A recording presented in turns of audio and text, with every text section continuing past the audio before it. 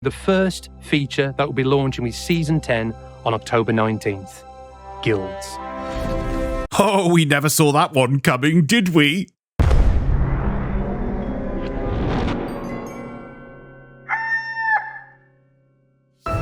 Hey, you beautiful Buccaneers, Falcore here. So the news was finally revealed. Well, to be fair, the news was already revealed in 2022, but it's taken us this long to get here. Guilds will be coming to Sea of Thieves on October 19th. Guilds have been the main villain in this whole Season 9 anime backstory. レベルアップシステムのせいだとしか思えない。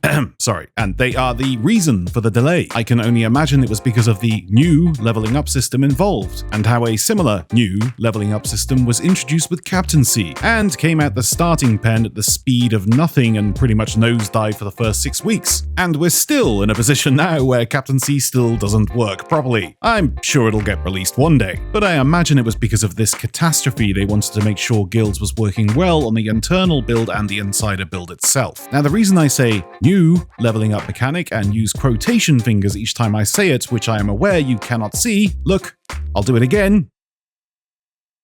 I just did it, is that much like Captaincy, Guilds appears to offer a lot of stuff to work toward, but doesn't technically add anything new to the game world. So although to a new player this might seem like an amazing addition, and it is an amazing addition, to a veteran like myself, and likely all the other veterans watching this video, this screams of, so I have to do a regular fort 40 times again? Yay! Don't get me wrong, I'm happy it's being added, but it's one of those situations where I'll likely take part and potentially have fun leveling it up, and inviting friends and followers, and also adding really daft ships and ship names to the roster, but it'll burn out very quickly, and eventually just become another pop-up on the screen that irritates the heck out of all of us. So for those who don't know, Guilds will allow you to invite 24 of your friends to a collective, and you will rise to earn 100 levels of reputation with your guild, and gain a distinction level at 100, where it will roll around back to level 0+. Kind of like a prestige system, kind of. But not really.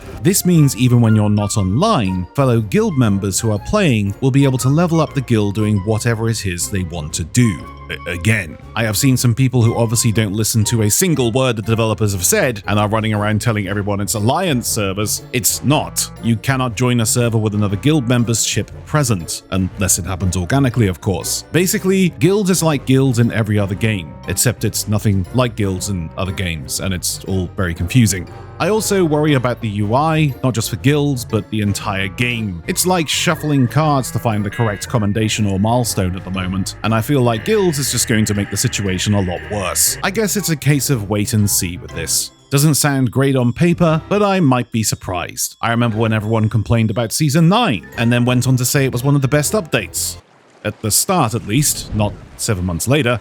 But you get my point. Moving on to the New World event. Now, this looks a little more promising. Every player on the high seas will see a post-it note occasionally turn up on their ship's mast. Picking it up will enlist you into this world event, where potentially multiple crews will be fighting over dig spots around the map. One for a new chest coming to the game, and one for a key to that chest. Once the key and the chest come together and the chest is opened, the skull of Siren's Song is revealed, and also displays a hand-in location on a random island where Briggsy is making a return and waiting. But having this skull on board in any way, no, you can't cheese it, even with a rowboat, will slow your ship down, which means if anyone is chasing you, and they will be, you'll have no choice but to fight them off. This all sounds very cool, and a new world event is something I've been waiting for a long time, but as you guys know, I'm all about the story. And I swear to the pirate gods themselves, are you listening to me, Rare? Are you listening to me? If Briggsy suddenly pops up again, and you give us no insight as to why the Dark Brethren are no longer keeping her captive, I'm talking about an adventure preceding this, a journal left around the world somewhere, or just a cinematic video on YouTube, if you leave this open and are like, oh, wait and find out, here's story tangent number 31, and that's not an exaggeration there are literally 31 open-ended story tangents that are waiting to be filled in, I will produce every single lore video going forwards with backward and skewed information to confuse the player base even more.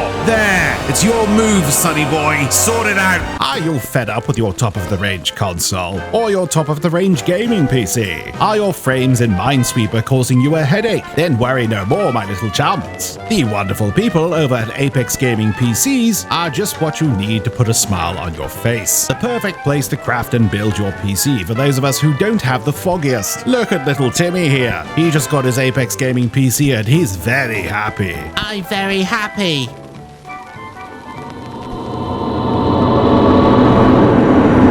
Use code Falcore at checkout and save yourself some cash. All links are down below. I killed DeMarco. But away from that, this world event does look very cool, and I'm glad it's now part of Season 10, because I'm going to be honest, if this would have just been the only thing coming in Season 11 as they originally planned, it would have been a bit lackluster, not gonna lie. Then of course comes the controversial news about Safer Seas. Now I've already done a video on this subject, it'll appear in the top right now, but I'd like to fill in some blanks from queries asked in that video. First of all, people asked how I knew about the Fort of Fortune and the Fort of the Dam not coming to Safer Seas, because of this tweet put out by the executive producer Mike Chapman. Also, I did state in my video that these are not PvE servers, but then a bunch of people got technical about it and said, PvE means player versus environment actually. I know! I've been doing content creation on games for 13 years of my life, do you think I don't know that? If you'd listened without reading between the lines, the point I was making was, these are not the PvE servers that PvE players wanted. It's not a free-for-all, multiple crew alternative game mode. The whole point of safe servers is to encourage people to try high seas. At best, Safer Seas are an extended maiden voyage. So here's a list of all the things that will be reduced or you cannot do in Safer Seas with some nice music.